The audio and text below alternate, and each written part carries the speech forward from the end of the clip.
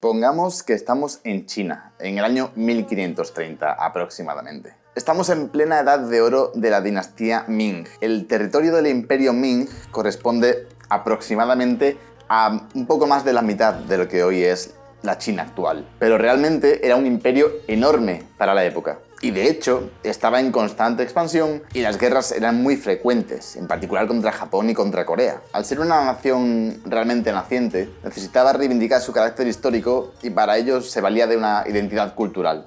Vamos, que si algo une a la gente, básicamente para que todos se consideren nación, pues es la cultura, ¿no? La misma lengua, las mismas tradiciones. Y dentro de la cultura, la literatura tiene muchísimo peso. En particular las epopeyas épicas, que hablan de héroes y heroicidades. Así que un escritor llamado Wu Chengyang sacó una serie de libros a los que más tarde llamaría Viaje al Oeste. O al menos se piensa que fue él, porque realmente se publicaron como anónimos. Y esta serie de libros no solamente se convertiría en una de las 4 grandes obras de la literatura china clásica, como le ha pasado por ejemplo al Quijote aquí en España, sino que además marcaría toda la literatura oriental desde entonces. Influiría en lo que hoy en día conocemos como manga y hasta marcaría la manera occidental de contar historias. Pero vamos por partes. Pues estos libros se basan en la peregrinación que hizo Xuanzang en el año 650. Xuanzang se supone que era un monje budista legendario que partió hacia la India en busca de los textos sagrados de Buda. Y a ver, contar la historia de un monje legendario pues está guay, ¿vale? Porque está guay. Pero si además le metes mitología y cosas mágicas y cosas guapas de por medio, pues mola muchísimo más. Y eso fue lo que hizo Wu Chengyang. Porque realmente el libro no va del monje Xuanzang, va de un mono huérfano, sí, un mono humano, un mono con capacidades humanas. Un mono huérfano llamado Sun Wukong. Y este mono se une al monje Xuanzang para recorrer el camino hacia la India. El mono, Sun Wukong, es más bien violento, poco reflexivo, travieso, pero también es honesto, justo y valiente. Y mientras van recorriendo el camino hacia la India, pues se le van sumando nuevos compañeros de viaje, como un cerdo, un guerrero, y además también se van enfrentando a nuevos enemigos de forma gradual. Es decir, que al principio son enemigos más bien débiles, por ejemplo bandidos del camino, pero a medida que avanzan la historia, pues se van enfrentando a enemigos más poderosos, como a toda la corte celestial de los dioses chinos, o incluso al mismísimo Buda. Y a medida que van avanzando en la historia, Sun Wukong va convirtiéndose en un mejor guerrero, consigue nuevos objetos y nuevas armas que le ayudan a enfrentarse a estos enemigos, pero sobre todo aprende lecciones importantes de vida como el valor, el compañerismo, la lealtad. Y como digo, este libro, aparte de convertirse en un clásico en la literatura china, pues marcó toda la literatura oriental, y en particular en Japón, donde en la segunda mitad del siglo XX se fue formando una cultura del cómic que al final acabaría derivando en el manga. Man, que quiere decir dibujo, y ga, que significa informal, dibujo informal. Vamos, dibujito rápido. Y mangas hoy en día hay de muchísimos tipos, de muchísimos géneros y de muchísimas variedades. Pero hay un género en particular que destaca muchísimo entre los jóvenes japoneses, y es el llamado género neketsu. El neketsu es un género en el que el protagonista es casi siempre un niño o un joven, casi siempre huérfano y casi siempre es criado por la figura de un mentor. Este niño suele cumplir con el perfil de ser un poquito tonto o inocente, pero con mucha fuerza y con un gran corazón, ¿no? Como con mucha empatía. Y casi siempre tiene que desarrollar un viaje en el que conoce a nuevos aliados, adquiere nuevos poderes, nuevas armas y va aprendiendo para enfrentarse a un enemigo aún mayor cada vez. Seguramente, a nada que estéis un poquito espabilados, pues ya habréis caído en que hay un neketsu especialmente famoso y que coincide bastante con la historia de Sun Wukong y de Viaje al Oeste. Y sí, efectivamente, es Dragon Ball. Pero Dragon Ball a secas, no Dragon Ball Z. Dragon Ball copia y adapta casi todos los puntos de Viaje al Oeste. Un niño huérfano que es medio mono, medio humano y que además se llama Son Goku, Sun Wukong, un viejo maestro que le enseña, enemigos cada vez más fuertes, incluso llega a enfrentarse a los dioses y hasta tiene un amigo que es un cerdo. Por cierto, si alguno a estas alturas de la vida no ha visto Dragon Ball, es un momento para verla. Dragon Ball, ¿eh? No Dragon Ball Z. Dragon Ball Z está guay, pero Dragon Ball me parece mejor historia. Y si ya la has visto, pues míratela de nuevo y que te dé un chute de nostalgia, porque la verdad es que mola mucho. Ah, y también, y si a estas alturas no te has suscrito, suscríbete también, que también te va a dar un chute, pero de alegría. Alegría, nostalgia, alegría. Alegría, nostalgia, alegría. Pero a ver, si bien es cierto que Dragon Ball no fue el primer Neketsu que se hizo, sí que fue el que marcaría el camino a los que vendrían luego. Digamos que siendo una adaptación de Viaje al Oeste, consiguió marcar como lo hizo Viaje al Oeste. Y es que mangas del género Neketsu que vinieron luego, como por ejemplo Saint Seiya, Bleach, Boku no Hero, Shingeki no Kyojin, One Piece o Naruto, han seguido por el mismo patrón que marcó Dragon Ball. Recordemos, protagonista huérfano de cuyo pasado sabemos poco o nada, criado por un sabio que le enseña lecciones de vida, que se enfrenta a enemigos cada vez más poderosos y hay una progresión, y que el protagonista se va haciendo cada vez más poderoso y va sabiendo más cosas sobre sí mismo y sobre su pasado. Es una fórmula que funciona, es un patrón que, aunque cada serie lo ha adaptado un poco a su manera, pues funciona bien. Y es una fórmula que la gran serie occidental de los últimos 10 años intentó adaptar, pero falló. Efectivamente, estamos hablando de Juego de Tronos.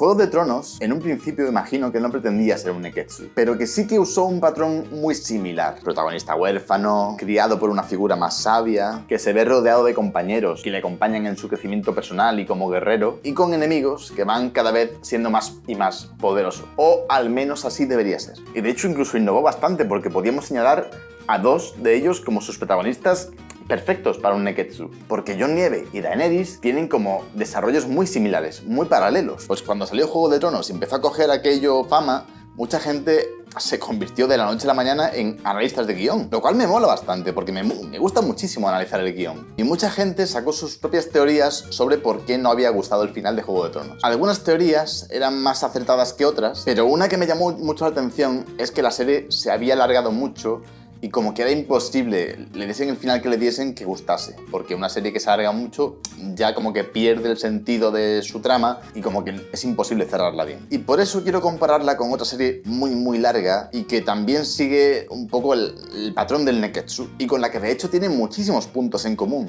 Y esta serie es Naruto.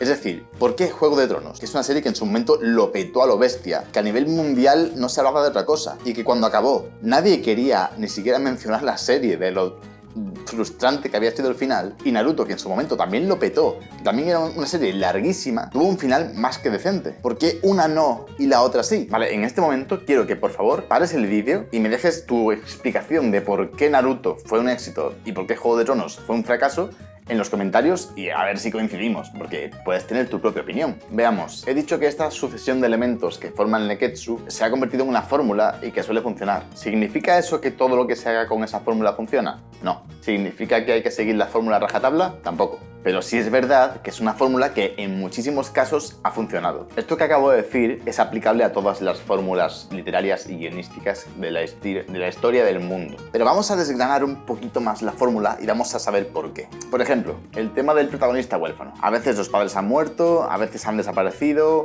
a veces no sabemos quién son, a veces ni se les menciona. Sea como sea, es un recurso que se ha usado muchísimo y ya a veces incluso fuera de esta fórmula. Por ejemplo, Harry Potter, Spider-Man, Batman, La Materia Oscura, Star Wars. Y es que, a ver, esto va a sonar mal, pero que los padres del protagonista o de la protagonista estén muertos o perdidos o simplemente no estén, pues tiene un montón de ventajas. Primero, te ahorras el tema de tener que justificar por qué estos niños se meten en estas aventuras peligrosas sin que los padres digan nada.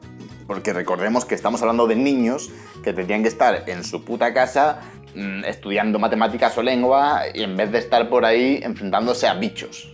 Joder, me sale aquí un granito. Mira, aquí otro. Su puta madre. Vuelvo a la adolescencia, chavales. Como a los niños estos. Además, que sean huérfanos, pues quieras que no, nos permite también empatizar mucho más con ellos. Es un chico o una chica que están solos en el mundo. Nuestro propio instinto de protección como seres sociales, pues ya nos hace empatizar con ellos, nos hace sentir lástima. Lástima igual a emoción. Emoción igual a empatía. Y empatía es bueno. Empatía es bueno, vamos bien. Además, el tema de que el protagonista sea huérfano te permite, cuando avanza la historia, tirar de la historia de los padres, tirar del pasado de los padres. Y que así el prota tenga su propia anagnórisis, es decir, que se conozca a sí mismo y le pete la cabeza diciendo ¡ah, mis padres eran tal! El famoso Luke, yo soy tu padre. Yo soy tu padre. Digamos que en general es un elemento bastante útil y que tanto Naruto como Juego de Tronos juegan muy bien. Ahí, ok. Otro punto. El tema del sabio que enseña lecciones de vida a nuestro protagonista y le ayuda a crecer como persona y como personaje. Pues a ver, tanto Naruto como Juego de Tronos son series súper largas. Así que esta figura lo suelen encarnar varios personajes. Esta figura, la del sabio, tiene muchísimo que ver con que sean huérfanos, porque al final lo que hace es establecer una especie de figura paternal, pero sin el vínculo sanguíneo. Y mientras que en Juego de Tronos esta figura la encarnan gente como Eddard Stark, Lord Mormont o Ser Davos, el caballero de la cebolla, en Naruto tenemos a Iruka Sensei, a Kakashi o a Jiraiya, el sabio pervertido. Eero Zenin. Vale. Hasta este punto también vemos que van bastante parejas las dos series. Pero ahora vamos al punto realmente jodido. El de ir encontrándonos enemigos cada vez más y más fuertes hasta llegar al enemigo final. Aquí es donde empezamos a torcernos. En todas las historias, al protagonista le hace falta un objetivo y una fuerza antagónica que le impide llegar a este objetivo. Vamos, puede ser perfectamente un malo. En este esquema concreto del Neketsu, por ejemplo, el objetivo del protagonista es el propio antagonista. Es matar al malo, es destruir al bicho, es destruir al enemigo. Y aquí es donde entra en juego la palabra hype o expectativa, si eres hispanohablante. Porque la expectativa es algo que vas creando poco a poco. Es crear un interés en el espectador haciéndole una promesa. En este caso, por ejemplo, la promesa es que al final verá un combate entre el protagonista y antagonista y que a ver quién de los dos gana. Y para que esto ocurra, tienes que señalar al antagonista desde el principio. En plan, ese es el enemigo. Es más fuerte que nuestro protagonista, es más grande que nuestro protagonista, es más malo que nuestro protagonista y es mucho más sabrosón que nuestro protagonista. Así que nuestro protagonista sería totalmente incapaz de vencerlo al principio de la historia. Y por eso, en el Neketsu lo que se hace es enfrentar al protagonista contra enemigos menores para prepararlo para la gran batalla. Digamos que hay una progresión. En el caso de Naruto, por ejemplo, se enfrenta a Zabuza, a Orochimaru, a Gaara, a todos los Akatsuki, a Obito, a Madara y finalmente a la princesa Kaguya. Pero el gran enemigo de Naruto, al que te han ido señalando desde el principio como su gran rival, es Sasuke, porque es con quien lleva queriendo medirse toda la serie. Y de hecho, ambos tienen enfrentamientos durante toda la serie, hasta que llega el final, se han enfrentado a todos sus enemigos y se enfrentan mutuamente. Había un hype enorme por ver esta pelea. Y esto se consiguió a que se había ido gestando poco a poco, capítulo tras capítulo, y que al final, pues no defraudó a nadie. Se enfrentó a quien se tenía que enfrentar. Bien, aprobado, bien. Pero ahora vamos con Juego de Tronos. Y es que Juego de Tronos lo empieza haciendo bien. Al principio de la serie te señalan al que será el gran enemigo de Poniente, es decir, los Caminantes Blancos, o más concretamente el Rey de la Noche. Y aquí alguien podría decir, pero es que Juego de Tronos no tiene un protagonista definido. No, porque a medida que va avanzando la serie, sí que te señalan tanto a Daenerys como a Jon Nieve, pero al final es Jon Nieve quien más se va posicionando para matar al Rey de la Noche. Y de hecho, va cumpliendo todos y cada uno de los pasos esquemáticos para llegar a ello. Se va enfrentando a diferentes enemigos, va adquiriendo las armas y los conocimientos necesarios para hacerlo, se rodea de aliados que le ayudan a enfrentarse a estos enemigos y a aprender más sobre sí mismo. Es más, es que hasta la sacerdotisa roja lo señala como el elegido. Hasta aquí es un protagonista modélico de cualquier Neketsu. Ahora bien, en un momento dado de la serie, los showrunners de la serie, los productores ejecutivos, los que mandaban, decidieron romper con todo lo establecido. Y el Rey de la Noche, que debería haber sido el gran enemigo de la serie, pues al final se convirtió en una especie de mero trámite al que despachaban en el tercer capítulo de la última temporada. Y además, ni siquiera es Jon Snow quien lo mata, es Arya.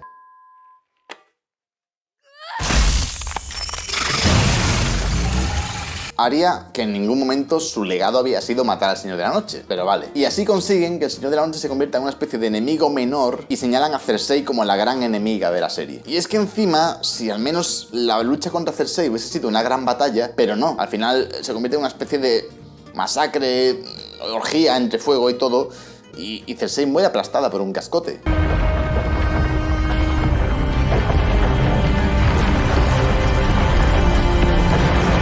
Entonces, todo el hype y toda la expectación que habían ido creando durante toda la serie, básicamente se va al carajo. Esto es el peor error que puedes cometer escribiendo. Es anticlimático, es un coitus interruptus, es dejarte con las ganas. A nadie le gusta que le corten el rollo, pero a una legión de fans putos locos que te has ido granjeando durante años y años que ha durado la serie, menos todavía. Me refiero, dame una mala batalla final, pero dame algo, pero no me jodas las expectativas de esta manera.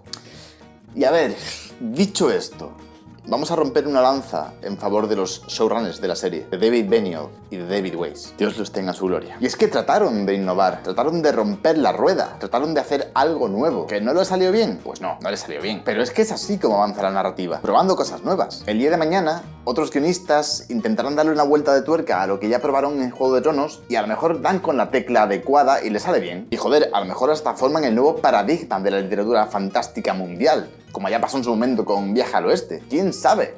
Por el momento, pues tendremos que conformarnos con el Neketsu y que si queremos decepcionarnos, pues ahí está Dragon Ball GT, que es una tremenda mierda.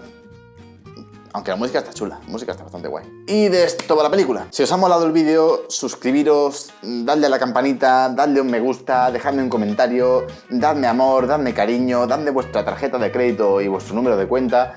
Dame muchísima cerveza fresquita, que ya llega el verano y hace calor. Y aquí en Sevilla hace un calor que te mueres. Y ya está. Y sed muy felices y os quiero muchísimo.